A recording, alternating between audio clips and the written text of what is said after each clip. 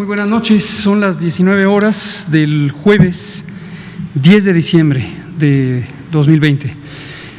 Aquí en Palacio Nacional de México, en la Ciudad de México, en el Salón Tesorería, vamos a iniciar la conferencia diaria sobre COVID-19, la pandemia causada por el coronavirus SARS-CoV-2. Hoy sigue siendo un día de muchas noticias que son relevantes sobre el acontecer de la epidemia, en particular el tema de las vacunas. Entonces, lo mismo, decidimos no tener un componente temático específico, vamos a tener el informe técnico y abrimos a preguntas y comentarios. Hoy tenemos el gusto de que nos acompaña nuestra colega, la doctora Ana Lucía de la Garza Barroso, quien es directora de Investigación Operativa Epidemiológica en la Dirección General de Epidemiología, directamente en el equipo del doctor José Luis Salomía. Ella es también la coordinadora de la Unidad de Inteligencia Epidemiológica y Sanitaria de la propia dirección y del Sistema Nacional de Vigilancia Epidemiológica.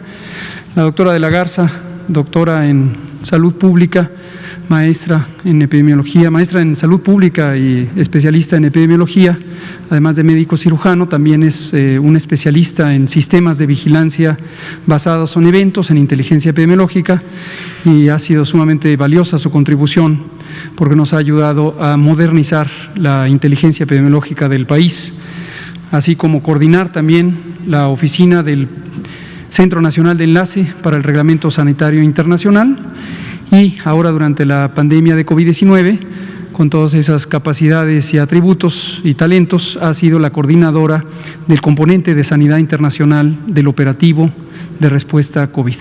Muchas gracias, Ana. Muy bienvenida. Le voy a pedir a la doctora de la Garza si es tan amable de presentar el informe técnico y pasamos a las preguntas y comentarios.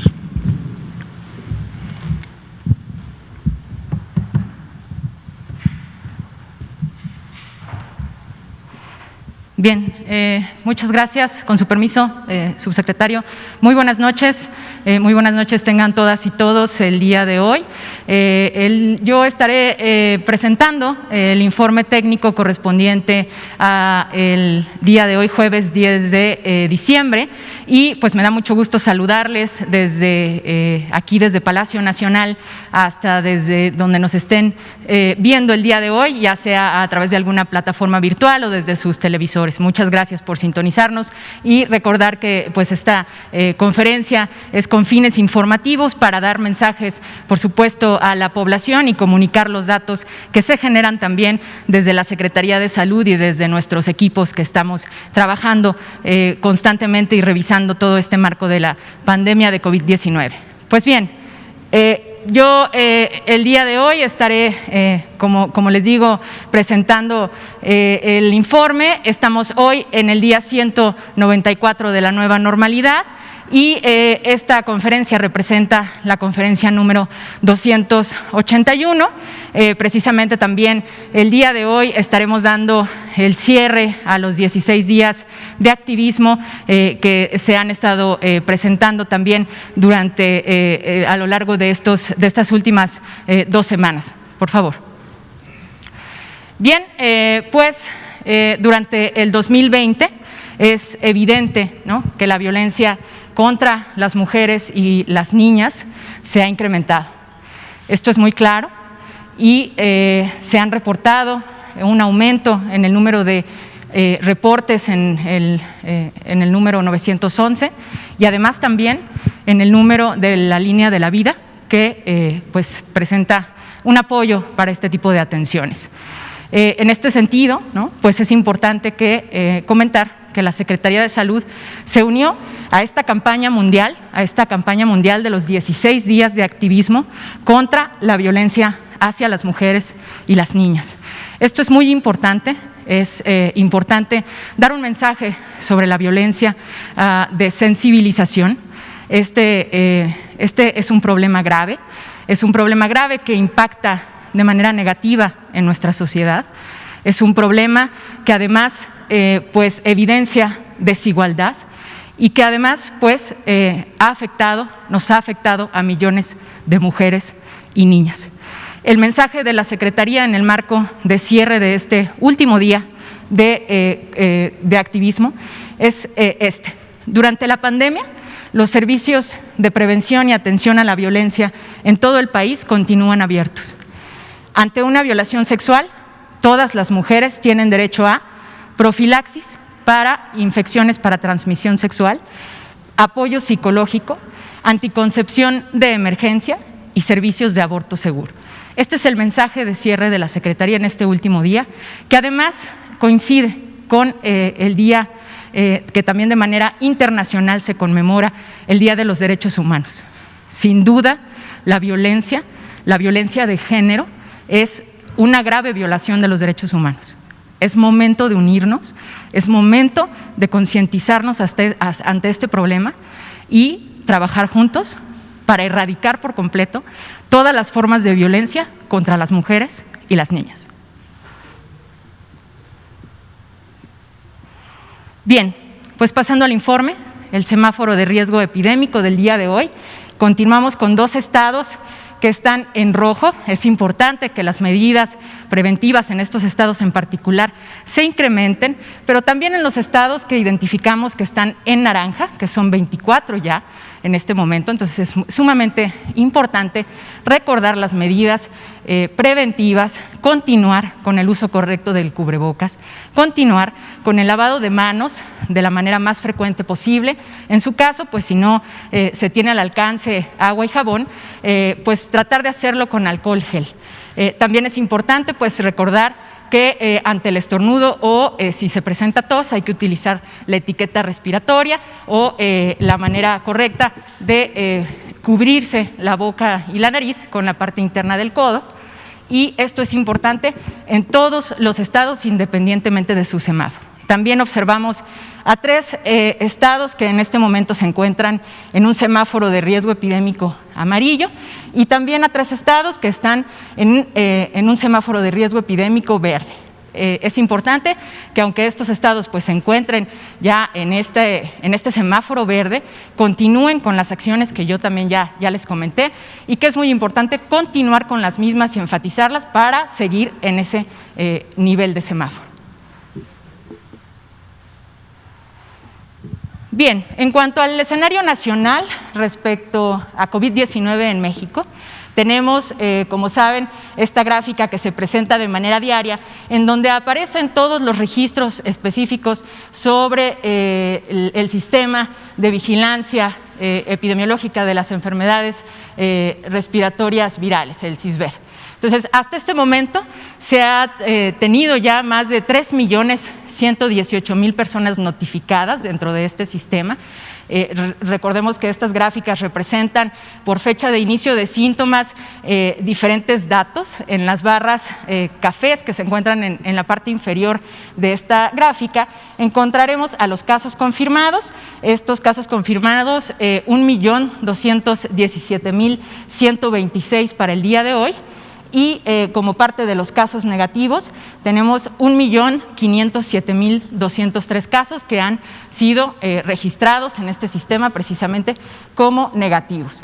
Esta representa la parte verde, la parte superior de esta gráfica, que insisto, está representada por semana epidemiológica hasta la semana 48. Recordarles que actualmente estamos en la semana 50, en la semana epidemiológica 50, pero que tenemos precisamente la representación de los datos de la semana 48 porque los datos se representan mejor debido a los ajustes que se dan en el propio sistema. Y también en este momento pues contamos con una positividad del 42%. Y recordar también que algunos días previos esta positividad estaba más o menos en el 45%, en este momento pues representada con una proporción del 42%. Sí, en cuanto a los casos estimados, tenemos aquí también que para el día de hoy en la línea azul que pueden observar no se presentaron cambios. El día de ayer se encontraba en un menos 1%, para el día de hoy aparece sin cambios. Esto representados los casos estimados con más o menos 1.392.495 para el día de hoy. Por supuesto, estas cifras, como saben, cada día van cambiando conforme los reportes, y los casos activos, que representan aquellos casos que en los últimos 14 días han sido reportados también con la presentación de síntomas, son en total el 6%, ¿no?, que representan 80.420 casos activos estimados.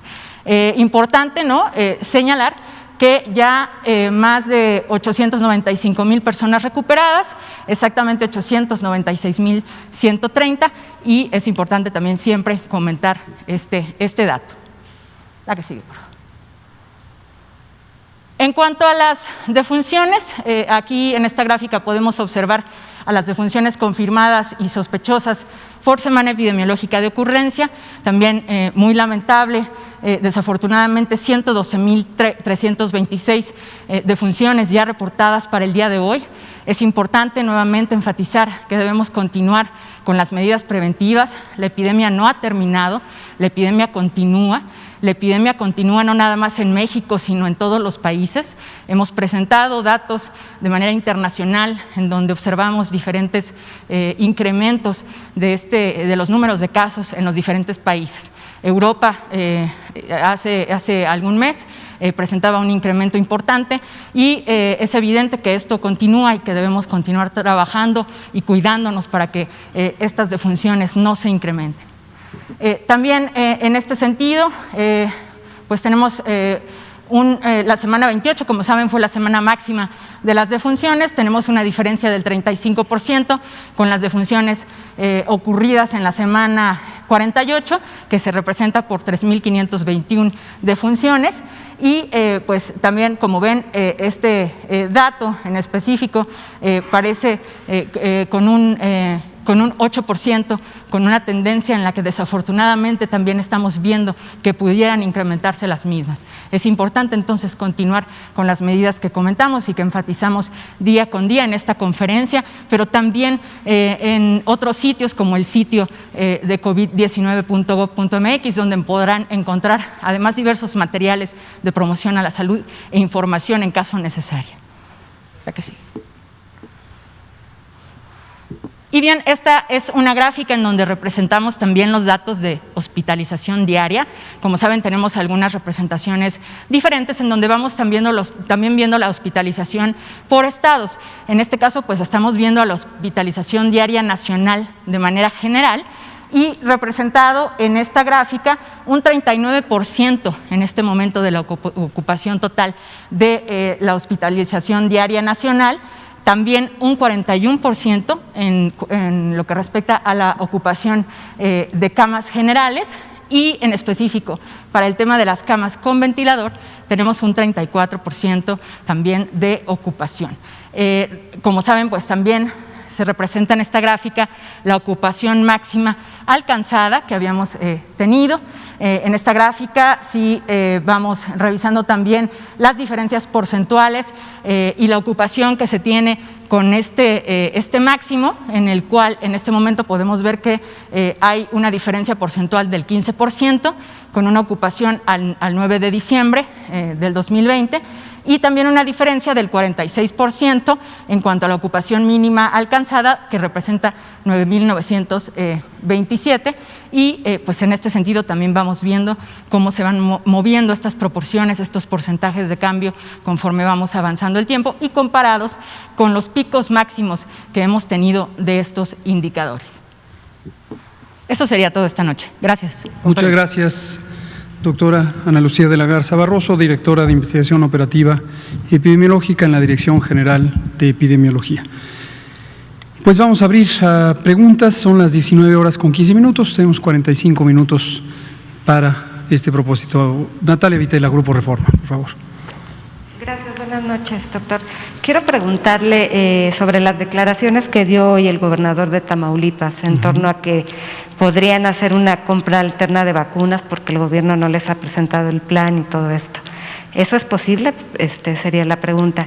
Y lo segundo, ¿a qué acuerdos llegaron justamente con la reunión que tuvieron hoy con gobernadores? Muchas gracias. Justamente, ahí está la conexión.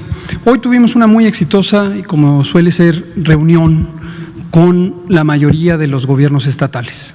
Esta reunión, como hemos comentado ya desde hace varios meses ya, la convoca la jefa del gabinete, que es la secretaria de Gobernación, nuestra ministra y doctora Olga Sánchez Cordero.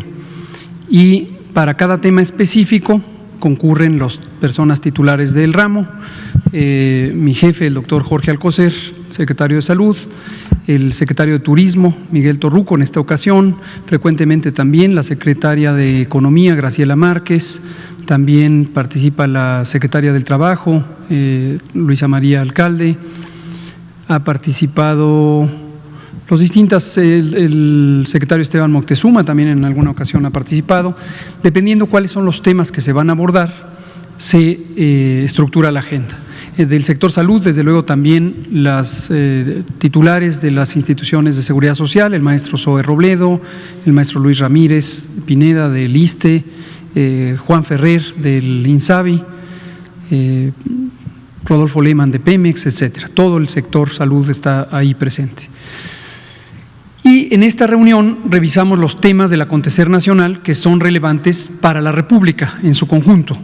Es muy importante siempre tener claro que una república federal, como lo es afortunadamente los Estados Unidos mexicanos, requiere de una muy eficiente comunicación de los distintos poderes que están llevando el gobierno, el Poder Ejecutivo, el Poder Legislativo, el Poder Judicial, también comunicación con los 32 entidades federativas, con sus gobernantes. Habitualmente concurre a esta reunión prácticamente la totalidad de los gobernadores y la gobernadora de Sonora, la jefa de gobierno. Desde algún tiempo para acá, algunos gobernadores, ciertamente es el caso del gobernador de Tamaulipas, de manera voluntaria han decidido no llegar a esta reunión de coordinación con el país, con la federación, con el gobierno federal, con sus pares, sus colegas, amigos, supongo en algunos casos, gobernadores y gobernadora y jefa de gobierno. Los temas son, como digo, de interés nacional, son de interés para la ciudadanía, para el pueblo de todas las entidades federativas. En la medida en que sus gobernantes concurren, pues se pueden conocer las inquietudes de sus representados, que son las y los ciudadanos de las entidades federativas, y también los mandatarios estatales se llevan mensajes cruciales para poder responder ante la ciudadanía y servirla mejor. Ese es el propósito de la reunión. Hoy tuvimos, como digo, la reunión ocurre más o menos cada 15 días, en algún momento era cada semana, y participa también, por ejemplo, destaco la participación del gobernador de San Luis Potosí, quien es presidente de la Conferencia Nacional de Gobernadores, quien también juega un papel muy importante de integración, de vinculación para el conjunto de los gobiernos estatales. No quiero omitir y por ello ofender a ninguno de mis compañeras y compañeros, funcionarias y funcionarios del gobierno federal. Hoy, por ejemplo, recuerdo que la doctora Nadine Gassman Silverman, presidenta del Instituto Nacional de las Mujeres, participó y ha participado en varias otras ocasiones. Sobre el tema de salud, hoy tuve el gusto, por instrucción del doctor Alcocer, de volver a presentar la situación que está presentando el país actualmente respecto a la epidemia de COVID-19, y es exactamente lo que aquí conocemos porque lo presentamos públicamente, es lo que usted conoce como ciudadana, como ciudadano, porque se lo decimos todas las tardes. Pero en la conversación con los gobiernos estatales tenemos oportunidad de preguntas, respuestas, comentarios, y esto es muy útil también porque, como digo, permite que todas y todos conozcamos el acontecer y los elementos de interés en cada rincón del país. A renglón seguido, presenté el plan de vacunación contra el COVID, o más formalmente la Política Nacional de Vacunación contra el virus SARS-CoV-2 para la prevención de COVID-19, que es exactamente el que presenté aquí el martes próximo pasado en el Pulso de la Salud. Es el mismo que presentamos ayer con las 32 secretarias y secretarios de salud y otros miembros del Consejo Nacional de Salud. Y el propósito de esta presentación es justamente eso, que todo mundo esté informado, que todo mundo esté informada y que todo mundo tenga claro cuál es el papel que le toca jugar. Es muy importante en este sentido lo que hemos venido comentando desde que empezó la epidemia. Un fenómeno como este es un fenómeno de interés general y no hay un lugar válido para que cada quien piense en sí mismo o en sí misma. Puede ocurrir, por supuesto, y hemos visto manifestaciones muy claras de ese fenómeno, vamos a llamarle de introspección, en donde hay personas, en algunos casos políticos, mandatarios, fuerzas políticas, medios de comunicación, que tienen un poco como su propia reflexión interna, donde sus propias intenciones, planes, intereses se ven reflejados en su actuar o en su falta de acción o en su persistencia en ciertas ideas desconectadas del resto del acontecer de la epidemia y de las preocupaciones de la nación. Eso es lo que vemos en algunos casos. Seguimos invitando a que reflexionemos, que tengamos conciencia de la importancia de un fenómeno como este. Es un fenómeno en donde la solidaridad, la unidad, la generosidad nos permiten tener las mejores actitudes al servicio de todas y todos. Por supuesto, en el caso de quienes somos personas funcionarias públicas, ya sea de los gobiernos estatales o del gobierno federal, tenemos una doble responsabilidad. Somos ciudadanos y ciudadanas y en ese sentido estamos moralmente obligados o invitados más que obligados a tener esta participación de colaboración con el resto de nuestros pares, pero las personas que ocupamos un encargo en los gobiernos tenemos además obligaciones legales de servir a otros. No estamos para servirnos a nosotros mismos, estamos para servir a otras personas. Entonces, un poco el espíritu de lo que vemos con mucho gusto que ocurre en la mayoría de los casos en estas reuniones donde participan las personas titulares de los gobiernos estatales. Siempre que digo esto me inspira un sentimiento de agradecimiento que sentimos en general todos los funcionarias y funcionarios federales respecto a la actitud tan responsable, tan generosa que han tenido los gobiernos estatales con su propia ciudadanía, con sus pares, con el gobierno y en general con la nación. ¿Mande?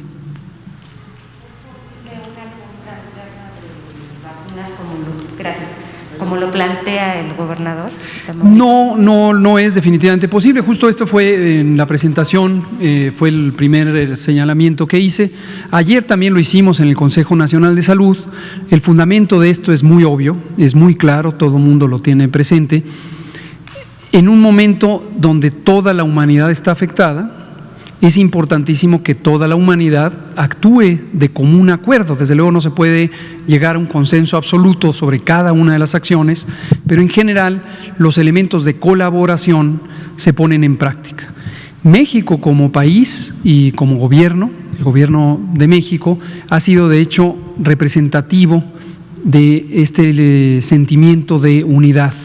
Recordar que el presidente Andrés Manuel López Obrador, desde aquella reunión inicial en abril o mayo, no recuerdo con exactitud, del G20, fue el único de los mandatarios y de los participantes en la sesión. En la sesión del G20 también participan titulares o los líderes, las personas líderes de organismos internacionales, Naciones Unidas, el Banco Mundial, el Fondo Monetario Internacional, la Unión Europea, etcétera.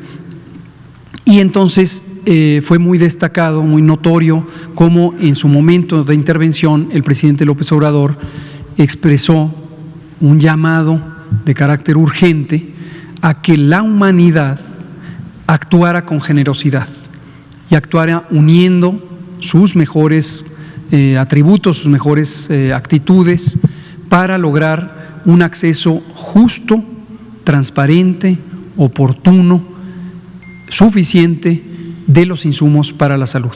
Vacunas, de manera destacada, en su momento medicamentos, equipos de protección personal, ventiladores, etcétera. ¿Por qué lo dijo el presidente López Obrador? Porque se conoce que cuando existen fenómenos tan importantes que conmueven a la humanidad, puede aflorar el sentimiento de individualismo en las personas o en los gobiernos o en los actores sociales y económicos, y entonces hay un fenómeno de acaparamiento. Es parte de la reacción humana ante el estrés o ante el pánico. Nos da por acaparar. Esto es parte de la evolución de la especie humana, igual que otras especies animales. Pero si se actúa con templanza, si se actúa con un ánimo resuelto, se puede imponer la razón sobre algunos sentimientos más primarios y entonces se pueden tomar decisiones que ayuden a la supervivencia, literalmente, en este caso, de la especie. Entonces, traducido al ámbito de la gestión pública, esto lo que resulta es la necesidad de mecanismos formales para unir esfuerzos.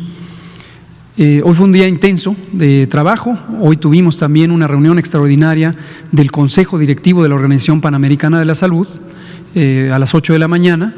Este fue el recorrido del día.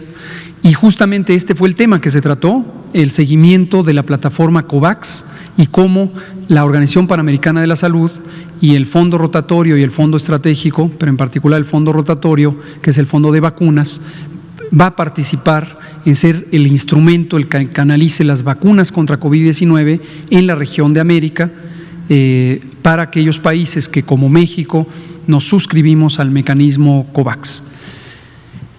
Entonces, en el sentido de su pregunta, lo que muestra es cómo los mecanismos supranacionales de coordinación llevan a compras integradas, compras consolidadas, compras equilibradas, distribuciones justas en países que tienen condiciones económicas y sociales muy diversas, precios referenciales, por ejemplo, para tener acceso facilitado a los países que tienen menores ingresos. Este mismo fenómeno de solidaridad, y con mayor razón cuando México fue el que hizo el llamado con una propuesta de resolución que por unanimidad aceptó o aprobó la Asamblea General de Naciones Unidas, sería un poco fuera de lugar pensar que si la generosidad y la solidaridad y la equidad son los principios del Gobierno de México, y México está representado por este gobierno en los organismos internacionales, pues que al interior del país privaran otro tipo de visiones contrarias a esta generosidad.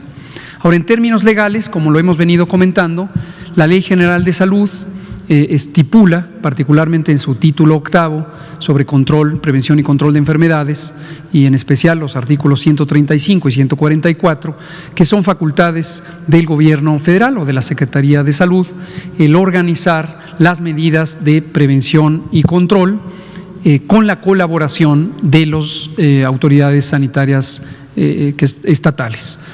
Asimismo, el título 10 establece la acción extraordinaria en materia de salubridad general, y existen una serie de disposiciones sobre las intervenciones o los grupos de intervenciones que se pueden ejecutar para este propósito.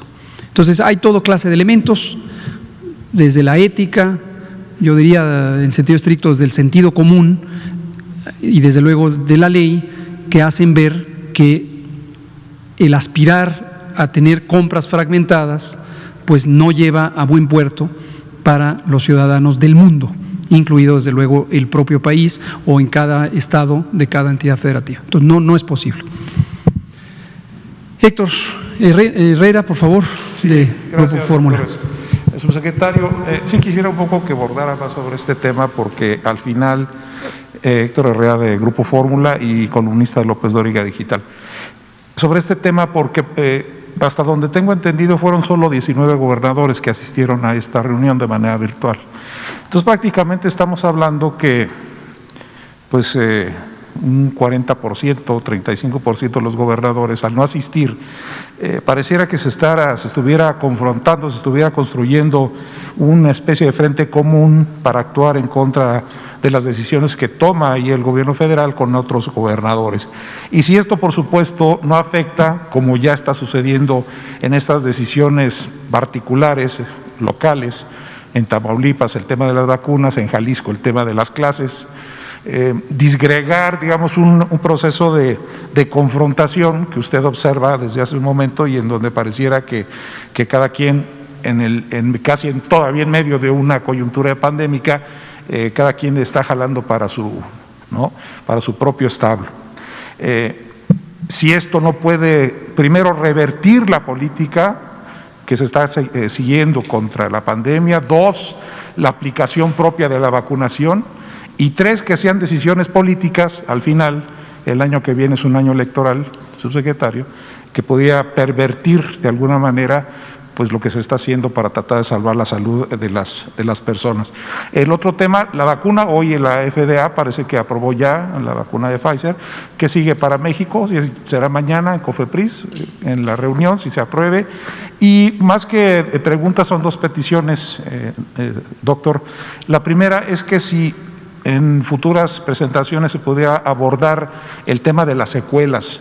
Parece ser que ya tenemos un panorama más claro de las secuelas que está dejando el COVID en el país, bueno, en todo el planeta, de manera particular en el país, y si está preparado el gobierno para, en esa fase, crear espacios de rehabilitación para las personas.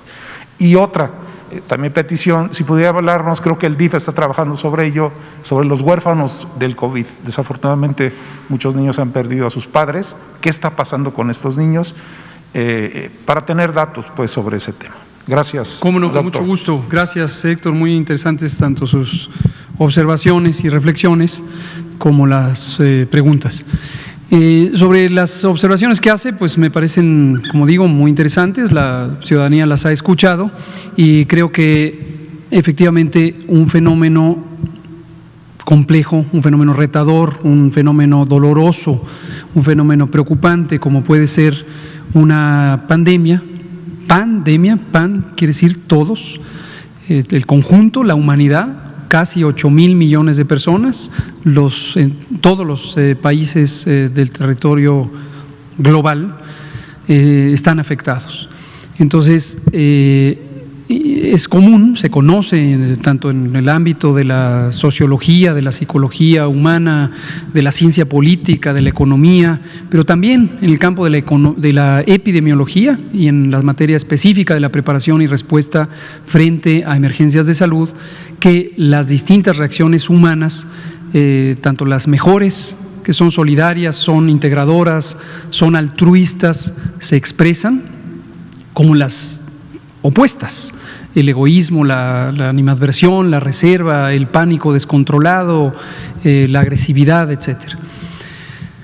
Cada quien va tomando decisiones, en algunos casos no son decisiones racionales, de hecho, en términos estrictos, si lo analizamos desde un punto de vista psicodinámico, y son más bien pulsiones emocionales expresadas en alguien que podría ser incapaz de procesarlas racionalmente. En el ámbito de la política, no quisiera meterme en ningún detalle, no soy experto en ese campo, pero supongo que sí, los tiempos políticos electorales, por ejemplo, invitan a algunas personas a canalizar este tipo de emociones hacia la búsqueda de una identidad o hacia la intención de demostrar capacidad de liderazgo y esas cosas, ¿no? Pero bueno, no me toca a mí juzgarlo y ya la sociedad irá evaluando quién le ayudó más a enfrentar los problemas, ¿no? Sobre lo que dice de las secuelas, es un tema de gran interés en el sentido de la preocupación que les causa a las personas mismas y a sus familias y desde luego a nosotros como parte del gobierno que ocurran secuelas.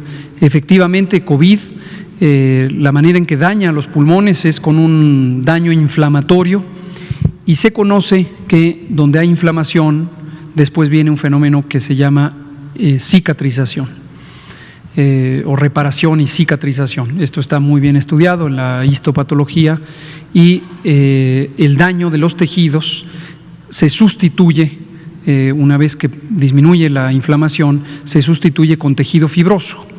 Y el tejido fibroso está conformado por un cierto tipo de células, los fibroblastos, y fibras de colágeno y fibrina que hacen poco móviles a los tejidos. Los pulmones son órganos que requieren necesariamente inflarse, desinflarse, inflarse, desinflarse, y para ello es conveniente que sean, como es su forma natural, flexibles. Y cuando cicatrizan se hacen rígidos y entonces son menos eficientes en su proceso primario, que es introducir aire, extraer el oxígeno y recuperar el dióxido de carbono de la sangre y sacarlo en el aire expirado. No hay, eso lo hemos dicho muchas veces cuando surge la pregunta, no hay en el país suficientes, nunca ha habido, que quede muy claro, no es que los desaparecimos, nunca ha habido servicios de rehabilitación pulmonar en cantidad suficiente, aún para las condiciones básicas de necesidades. Hay muchas otras enfermedades que causan restricción pulmonar, pero con mayor razón cuando hay una frecuencia tan grande de personas afectadas. Los dos centros que tenemos son uno público, que es el Instituto Nacional de Enfermedades Respiratorias, tiene una unidad de rehabilitación pulmonar muy competente, es muy destacada la calidad del trabajo que hace el INER y esta unidad en especial, pero insuficiente. Y en el sector privado o filantrópico tenemos a la Fundación Teletón, que en los centros Teletón, entre los múltiples instrumentos de rehabilitación física que tiene, también tiene personal especializado en rehabilitación pulmonar. Conscientes de que esto era insuficiente, desde mayo, cuando empezó en los primeros meses de la epidemia, finales de abril, principios de mayo, tuvimos desde luego la colaboración del INER, Instituto Nacional de Enfermedades Respiratorias, que es parte de la Secretaría de Salud, pero también la muy generosa colaboración de la Fundación Teletón. Y agradecimiento a Fernando Landeros, el titular de la Fundación Teletón, y a partir de ese trabajo, que fue coordinado por el doctor Ricardo Cortés, pusimos en el portal Coronavirus videos instructivos para la rehabilitación pulmonar. El DIF, por su parte, también tiene servicios de rehabilitación pulmonar, pero por razones varias que tienen que ver con la respuesta a COVID y la protección tanto del personal como de las pacientes, la actividad de los centros de rehabilitación del DIF ha estado funcionando en escala menor. Entonces, la opción por ahora es utilizar estos videos.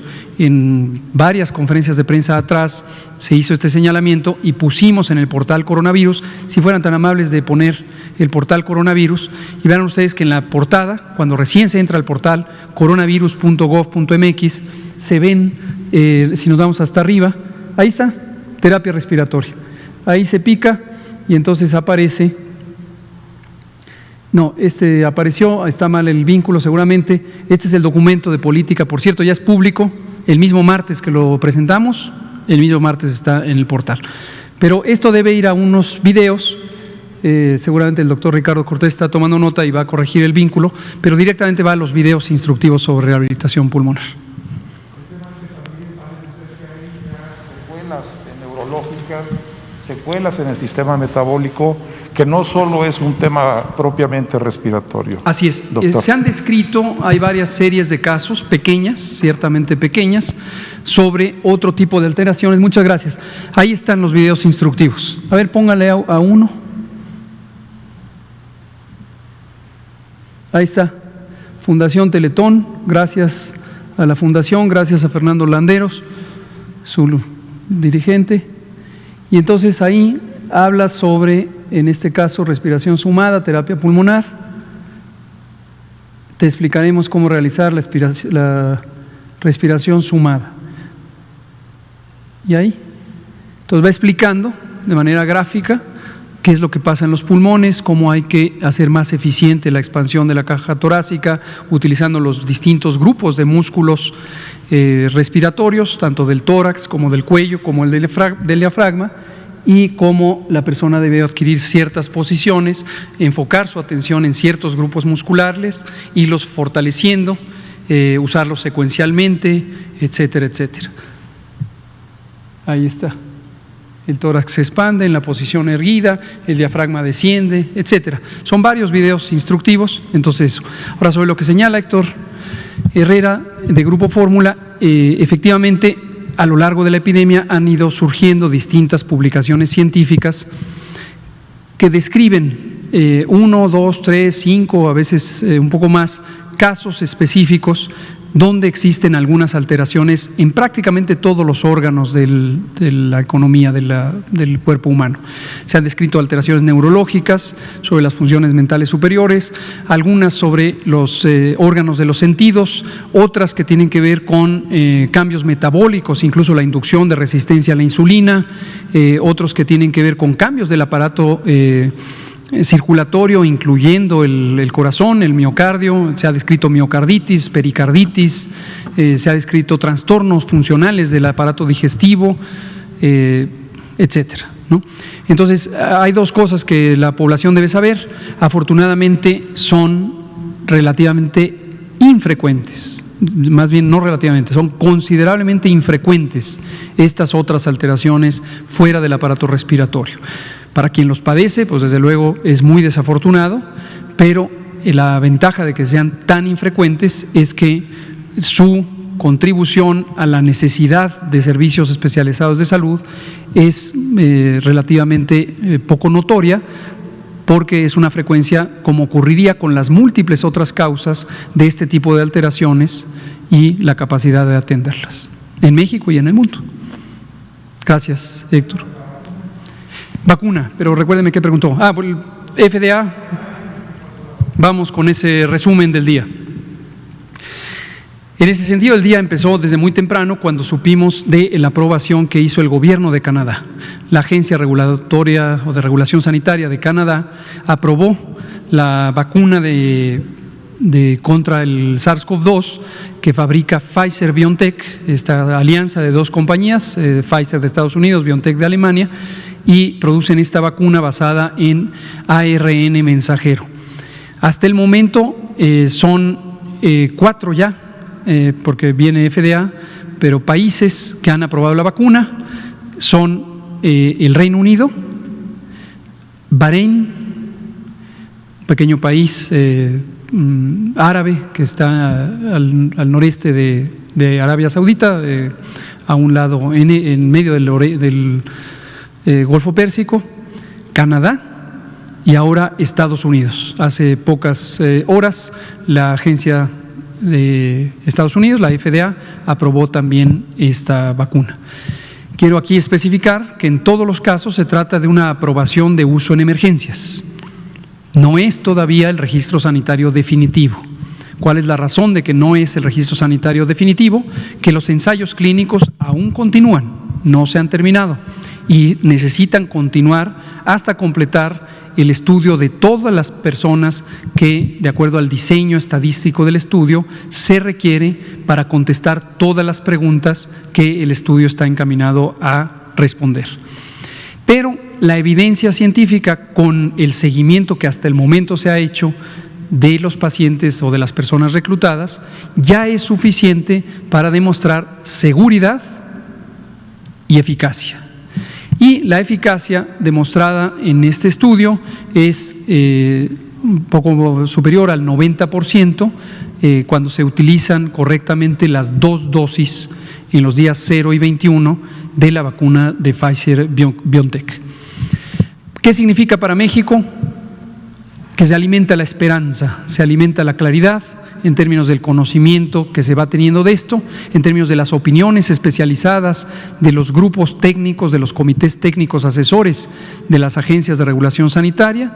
Significa también confianza en el respaldo que da el hecho de que agencias de regulación sanitaria de otros países que son conocidas y reconocidas por la Organización Mundial de la Salud como agencias de alta competencia, la de Reino Unido, la de Canadá, la FDA de Estados Unidos, ya han aprobado el producto. Mañana a las 12 del día se instala la reunión del Comité de Moléculas Nuevas de México. Comité de Moléculas Nuevas que está establecido en la reglamentación de COFEPRIS, es el comité exprofeso que asesora a la Comisión de Autorización Sanitaria respecto a la aprobación. Es muy semejante a lo que pasó hoy por la mañana con FDA. La sesión pública fue del comité asesor y después su equivalente de la Comisión de Autorización hizo el dictamen final de aprobación de uso en emergencias. Hoy otra de las actividades del día, me reuní con las comisionadas de COFEPRIS, la comisionada de autorización sanitaria, la comisionada de operación sanitaria, la comisionada de control analítico y ampliación de cobertura, así como la directora del Centro Integral de Servicios. ¿Por qué? Porque tenemos un grupo de trabajo en donde damos un seguimiento estrecho al proceso de aprobación de las vacunas, el proceso de análisis y aprobación de los ensayos clínicos, el proceso de autorización de las importaciones, el proceso de inspección y, en su caso, cuando aplica autorización de las instalaciones industriales donde se procesarán algunos elementos de las vacunas, como en el caso de Astra, en donde se hará el envasado y terminado en el país, donde vamos a estar también vigilando en términos de la operación sanitaria, la conducción correcta de los ensayos clínicos. Entonces es un operativo muy complejo y le estamos dando seguimiento muy puntualmente. Insisto, las señales de esperanza, de aliento, porque nos acerca al momento de arranque de la vacunación en México. Gracias, Héctor. Liliana Noble, Pulso Saludable. Gracias, buenas noches. Liliana Noble, de Pulso Saludable. Doctor Gatell, ¿nos puede platicar un poquito? Hace como 2 semanas, un sábado, recuerdo, se presentó la SARS-CoV-2 en el Instituto Nacional de Salud Pública. Hablaban un poquito de esta encuesta, de las características de la población durante la COVID. No sé si nos pueda platicar un poquito al respecto o va a invitar a alguien. Martes 16. Aquí en la conferencia vespertina vamos a tener a las colegas y colegos del Instituto Nacional de Salud Pública. Va a venir el grupo precisamente que lleva la encuesta nacional de salud y nutrición y quienes han sido responsables de este subcomponente de la encuesta serológica. Ya tenemos resultados preliminares de la encuesta serológica de la inmunidad contra SARS-CoV-2 y tenemos noticias que son en un sentido positivas y en otro sentido reveladoras de lo que nos falta por lograr en términos de la inmunidad poblacional, pero próximo martes. Gracias. Y mi segunda pregunta es, cuando nos toque a que nos vacunen, ¿vamos a tener el derecho de conocer cuál es la vacuna que nos están aplicando? Por supuesto. Y también podríamos tener el derecho libre de decidir cuál vacuna quisiéramos que nos pongan, es decir, retrasar o esperar a que llegara, por ejemplo, no sé, Astra, si no quiero ahorita la de Pfizer. Gracias. Claro, es una muy buena pregunta. Usted, Liliana, suele hacer preguntas que se anticipan a los hechos, lo cual la felicito. Es un fenómeno complejo, esto lo reflexionábamos precisamente también en una conversación con funcionarias y funcionarios de otras partes del mundo, lo que significa el reto para cada país de tener múltiples vacunas a un tiempo. Esto lo conversamos hoy también con los gobernadores y lo habíamos conversado ayer con las secretarias y secretarios de salud del país. Es inusual que en la vacunación de cualquier país, pero ciertamente característico en México, tengamos más de una vacuna para el mismo propósito. Hemos tenido alternancia de vacunas para las distintas enfermedades comunes que se previenen por vacunación. Nuestro Programa Nacional de Vacunación tiene 14 vacunas que se utilizan para distintas enfermedades y la historia del programa es que a veces hay 2 vacunas, en un año se usa una y a lo mejor algunos pocos años después se usa otra, en el sentido de quién es el fabricante, cuál es incluso la tecnología utilizada en la vacuna. Pero esto es relativamente infrecuente. Y lo que no ha ocurrido es que el programa tenga al mismo tiempo varios tipos o modelos de vacuna. Aquí por necesidad, dado que estamos en una emergencia mundial, y desde luego también nacional, tenemos que garantizar la mayor velocidad de cobertura. Y esto se hace con la suma de varios productos que se van a estar fabricando al mismo tiempo en velocidades diferentes. Algunas compañías, como es el caso de Pfizer, están listas para entregar en diciembre. Canadá, por ejemplo, también reveló hoy que tiene un plan parecido al de México, donde van a arrancar con 250,000 vacunas, igual que México, 249,000 en el caso de ellos. Y después aparecerán otras. En el caso mexicano, después se espera que aparezca la de Astra, y también es posible que más adelante tengamos la de CanSino, y en su momento podríamos tener alguna de las que están en la plataforma de COVAX, que hasta el momento son 8 los candidatos. Entonces, no tendría sentido desde el punto de vista del objetivo fundamental, que es el control epidemiológico, que se tenga preferencias por una o por otra y que las personas quieran esperarse para que mejor llegue la que más les gusta, ¿no? La buena noticia es que en general tienen comportamientos muy parecidos. Todas han demostrado en la información que hasta ahorita está disponible seguridad, y todas han demostrado eficacias altas. Entonces se podría decir que en términos generales, para fines prácticos, son equivalentes. Puede haber pequeñas diferencias sobre la capacidad de proteger a ciertos segmentos de la población, por ejemplo, de distintas edades o con comorbilidades, etcétera, pero eso en su momento se hará manifiesto con estudios más detallados. Con la información disponible hasta el momento, sugiere que todas las vacunas que están en proceso de estar listas son equivalentes. Muchas gracias. Compañero de allá atrás, y luego nos vamos con Héctor García y con usted. Son 19:51. Buenas noches, doctora. Gerardo Suárez, del Heraldo de México. Respecto al tema de COFEPRIS, si mañana sesiona este comité de moléculas nuevas, ¿cuál sería la ruta después? Mañana mismo la Comisión de Autorización podría emitir un dictamen, y quería retomar el tema del plan de vacunación sobre los grupos con comorbilidades. ¿Qué dilemas implicó el definir este plan de vacunación por grupos de edades, y si eso no afecta a personas que siendo más jóvenes tienen estas comorbilidades? Gracias. Excelente, gracias Gerardo. Efectivamente quedó pendiente ayer responder esta pregunta. Sobre lo de COFEPRIS, mañana se instala el grupo de trabajo y va a estar sesionando toda la tarde. La evidencia hasta ahorita, como comentaba, es muy alentadora, dado el expediente que presentó Pfizer-BioNTech y que ha estado en revisión por estas agencias sanitarias de alto desempeño. Entonces esto facilita mucho el trabajo del comité. Las deliberaciones del comité son autónomas, y es muy importante que sean autónomas. Entonces me abstengo ahorita de comentar, a pesar de que COFEPRIS está adscrito a la subsecretaría. Es muy importante que se conserve la autonomía de gestión de COFEPRIS. Entonces, intencionalmente, yo, no solo en mi carácter de vocero, sino como subsecretario, me abstengo de intervenir en el proceso. Es como si yo no conociera del proceso durante el tiempo de deliberación. Y me voy a esperar hasta que COFEPRIS regrese y me diga humo blanco. Hay ya un dictamen, pero es intencional, quiero que lo sepa ustedes como comunicadores, que lo sepa toda la población. COFEPRIS necesita tener autonomía de gestión, y así está consagrado en la ley, aunque esté adscrita a la subsecretaría.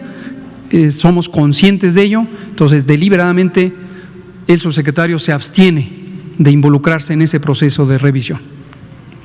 Sobre la otra pregunta que también atañe a nuestro ámbito a través del Centro Nacional para la Salud de la Infancia y la Adolescencia, donde está adscrito el Programa Nacional de Vacunación, sí, esta pregunta que usted hace es muy buena. Fue un motivo de reflexión, no solo en el Grupo Técnico Asesor de Vacunación de México, sino en otros grupos asesores como el de la Organización Mundial de la Salud. El punto aquí es, con lo que sabemos de la epidemia, sabemos que en los países europeos la fuerza principal de la mortalidad ha estado dada por el riesgo de complicaciones relacionado con la edad, y es relativamente más fácil definir a los grupos de riesgo por edad, dado que simplemente con conocer la fecha de nacimiento se puede saber pues la edad y a qué grupo de riesgo pertenece. Es claro que entre mayor edad, mayor el riesgo, y por eso en la mayoría de los planes de vacunación contra SARS-CoV-2 para prevenir COVID se empieza por las personas de más alto riesgo, que son las de más alta edad. Pero, como usted correctamente señala o implica, la edad no es lo único que determina el riesgo de complicarse. Y en México, en muchos otros países, pero en México lo hemos enfatizado mucho, la grave y grande epidemia de enfermedades crónicas no transmisibles, obesidad y sobrepeso, diabetes, hipertensión, tabaquismo también y otras causas de inmunosupresión, es un determinante muy importante. Tan es así que, de manera muy lamentable y dramática, la edad promedio o estrictamente mediana de defunción por COVID-19 en México es 55 años, comparado con 75 en la mayoría de los países europeos. Fíjense ustedes, 55 y no 75. Esto lo hemos destacado, seguramente lo recuerdan desde el inicio de la epidemia, cuando hemos dicho tenemos una coepidemia o una sindemia.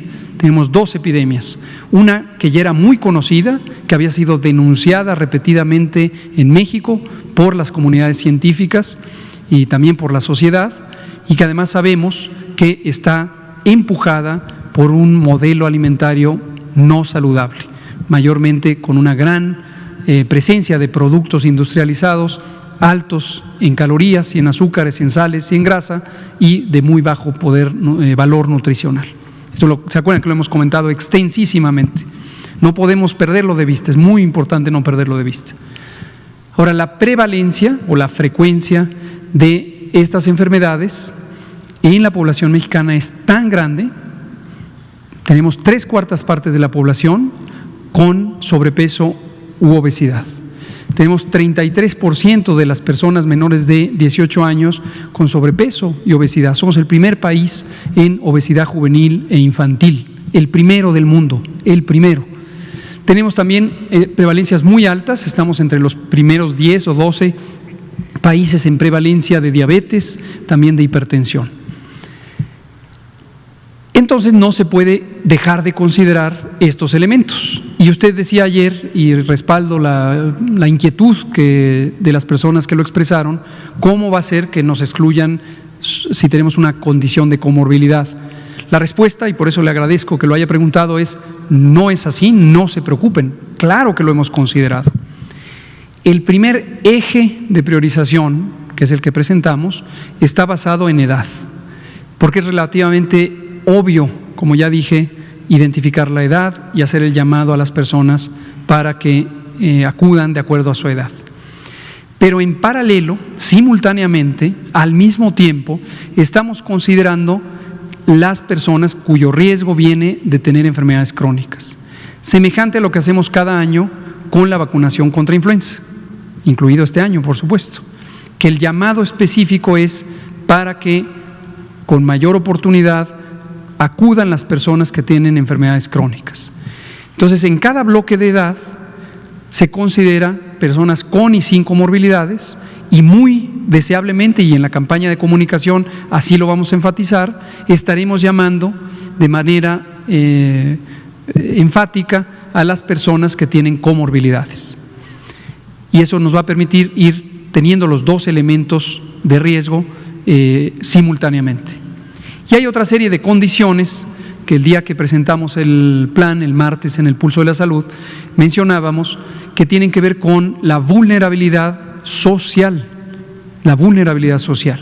No es lo mismo vivir en una zona urbana, comer 3 o 5 veces al día, dormir 8 horas, tener un empleo estable, tener una casa bien construida, vivir en un espacio cómodo, abierto, que vivir en una zona donde hay adversidad en términos del acceso de distintos bienes y servicios, no se tiene una alimentación suficiente, se vive en hacinamiento, etcétera, etcétera, etcétera. Entonces también hay un tercer componente de la priorización que tiene que ver con la distribución social del riesgo y también está siendo considerado. Muchas gracias, Gerardo, por sus preguntas. Nos queda medio minuto, vamos a darle la palabra a usted. ¿Sí? Si tuviera alguna pregunta. Doctor, buenas noches. David Pérez de Tejada, de Grupo Audiorama. Preguntarle con todo respeto, ¿usted ha visto cómo está Correo Mayor, por ejemplo? ¿Le preocupa a la Secretaría de Salud? Tal vez necesitas reforzarse ese llamado. Sí. ¿Qué pasa ahí? ¿Qué estrategias tienen, doctor? Porque yo hice hoy un recorrido a propósito por el trabajo y sí es preocupante lo que se ve, mucha gente sin cubrebocas, inclusive se enojan cuando alguna otra persona le dice ponte el cubrebocas. ¿Qué haría la Secretaría de Salud? ¿Un llamado más enérgico? ¿Qué va a pasar ahí, doctor? Sí, gracias, Gabriel, por preguntarlo. Y aunque nos quedan solo 30 segundos, me da pie a cerrar con este mensaje, que si se fijan es el con el que cerramos todas las noches.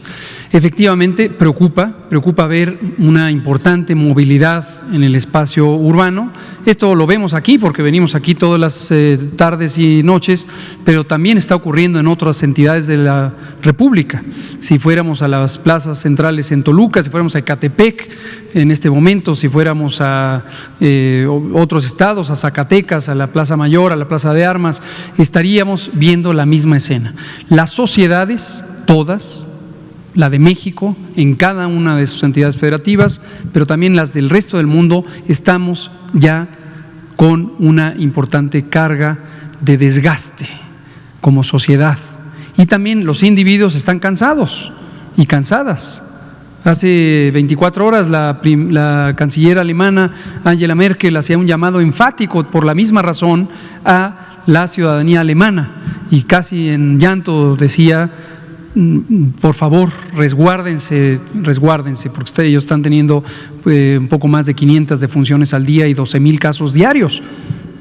Es más o menos lo que estamos teniendo en México en este momento, y es un país que es 4 veces menor territorialmente, o más, 7 veces menor en términos de territorio y unas 3 veces menor en términos de población, 3 o 4 veces menor. Y hacía este llamado. Entonces las sociedades están cansadas. Es muy difícil, yo diría casi imposible, suponer que se les puede forzar al confinamiento.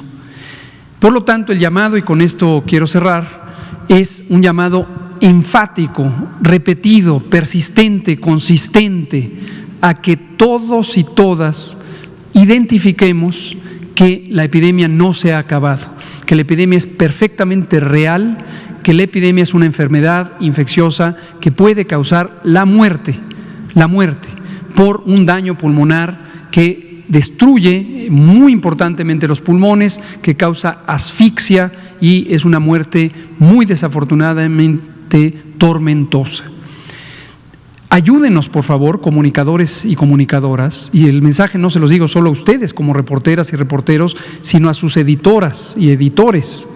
Si nos centramos en ese mensaje consistentemente, en vez de estarnos distrayendo con rencillas, ataques, distorsiones, infodemia, podemos tener una mayor penetración en la sociedad. Pero si la sociedad lo que ve es primeras planas donde se desvía la atención con otros asuntos más ocasionales o personalizados o del acontecer político. No digo que no se, ojo, no me vayan a interpretar que estoy diciendo que no hagan otras cosas, ni soy yo nadie para decírselos, nada más les sugiero muy respetuosamente que sumemos esfuerzos. No es la primera vez que lo decimos, sumemos esfuerzos, porque el ciudadano o ciudadana de Correo Mayor que acaba usted de ver, sin cubrebocas y que se enoja si se le dicen, corre grave riesgo. Entonces su medio y su medio y su medio y su medio pueden ayudarle a ese ciudadano, y ahora piensen que ese ciudadano lo multiplicamos por 127 millones de mexicanas y mexicanos. Ayudemos, y usted en casa propague la información real, la información verídica, la información documentada. La epidemia no se ha acabado, la epidemia es real, la epidemia depende de la transmisión respiratoria. Entonces, si mantenemos sana distancia social, nos abstenemos de circular lo menos posible en espacios públicos, no hacemos fiestas con vecinos, amigos u otras personas, físicamente mantenemos sana distancia todo el tiempo a más de 2 metros de distancia, usamos nuestro cubrebocas, particularmente en espacios públicos cerrados, me lo voy a poner para ilustrar, y también nos lavamos las manos 10 veces, 15 veces al día, con agua y jabón, o con alcohol, gel desinfectante, con alcohol al 70%, entre otras medidas. Y lo último, que lo hemos dicho también innumerables ocasiones, sería muy bueno si en los cintillos que ponen todos los días, en vez de poner la suma de casos, además pusieran las recomendaciones de salud pública. Sería fenomenal que lo hicieran. Si las personas tienen fiebre, tos, dolor de garganta, dolor de cabeza, fatiga súbita y otros síntomas que son parte de esto, y además tienen 60 o más años de vida, enfermedades crónicas, diabetes, hipertensión, cáncer, inmunosupresión por distintas causas, tabaquismo, no se esperen, acudan a una valoración médica. En México, llamen al 911, donde se les puede orientar sobre dónde hay un hospital que tenga camas disponibles y dónde se pueden atender. En la Ciudad de México, además del 911, 56 58 11 11, el número de Locatel. Y si una persona es contacto de otra persona que se sabe tiene COVID, no se espere que le hagan la prueba. No necesita salir a que le hagan la prueba. Si tiene síntomas y es contacto de alguien que tiene COVID comprobado, asuma que tiene COVID. Técnicamente se llama caso por asociación epidemiológica. Pero qué bueno que lo menciona, Gabriel, se lo agradezco. Vuelvo a pedir, por enésima vez, con todo respeto, que los medios ayuden al pueblo del país en el que viven, centrando los mensajes, haciéndolos eficientes y no distrayéndolos con otro tipo de elementos. Muchas gracias. Son las 20:06. Aquí terminamos y nos vemos mañana.